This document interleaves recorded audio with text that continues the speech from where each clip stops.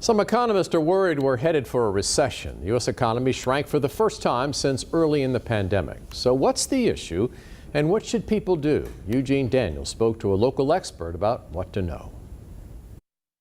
Results released this week from the US Commerce Department showed the nation's economy experienced its worst quarter since the COVID-19 pandemic shook the world. I think there's about a 50-50 chance we're going to hit a recession during 2023.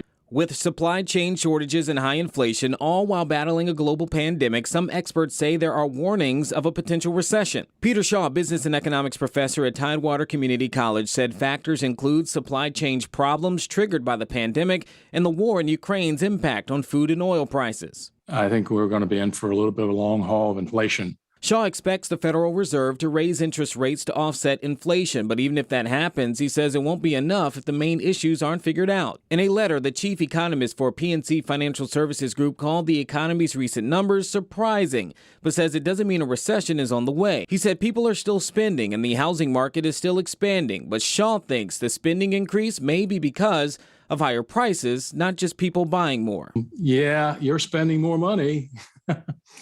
But you're not getting any more. Just to be safe, Shaw advises people to get their finances in order and put money aside to offset inflation.